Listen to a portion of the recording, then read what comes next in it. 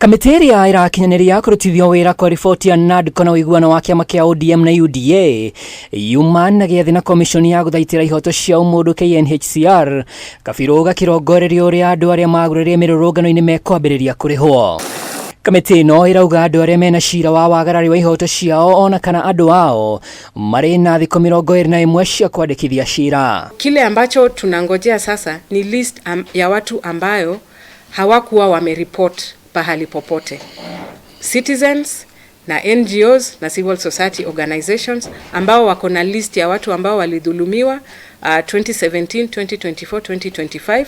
Tunaomba kwamba mlete hiyo information ili tuweze kuverify, alafu tuwaweke katika list ambayo already tuko nayo, ndio wakati tutakuwa tunasubmit hiyo list, wale tumeverify watakuwa compensated na watakuwa taken into account katika reparations ambayo serikali itakuwa inafanya. Ihinda-inĩ rĩrĩ kamĩtĩ ĩno ĩrathagathaga mũtaratara ũrĩa ũkũhũthĩka gũtambũra arĩa magurarire na gatagatĩ kao nĩ maabitha borithi ona marĩgĩtarĩ arĩa mekũheana ũira ona ũtaaramu wa ũrikĩru wa nguraro. Tuwezi kusema kwa kweli kama 2 billion itakuwa sufficient ama itakuwa imetoshea kucompensate kila mtu.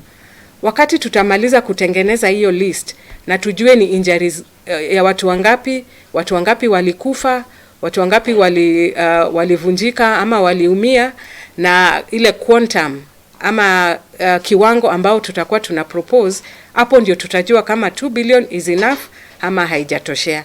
Na kama haijatoshea tuta make recommendations ndio government i-consider. Kwa mfano kutakuwepo na madaktari ili kuweza kudhibitisha viwango vya kuumia ambacho mtu alikuwa ameumia, ama wale madaktari ambao wataangalia ripoti za upasuaji wa maiti kadhalika.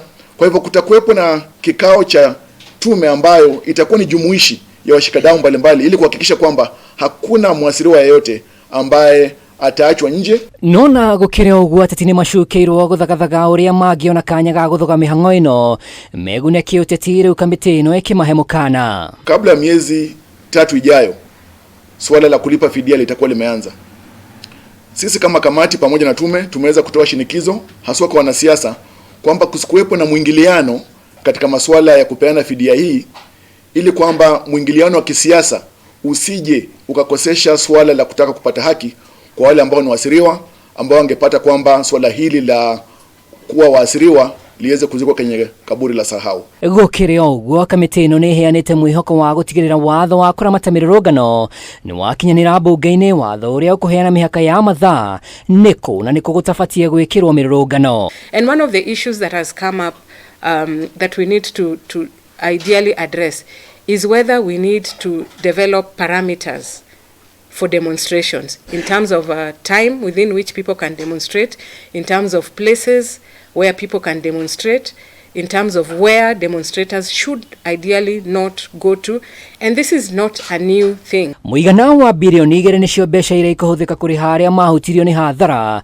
yumanĩte na mĩrũrũngano ya mwaka wa 2017, 2024 na 2025. Tũtĩra Kameme TV, rĩtwa rĩakwa nĩ Mwaura wa Ndung'u.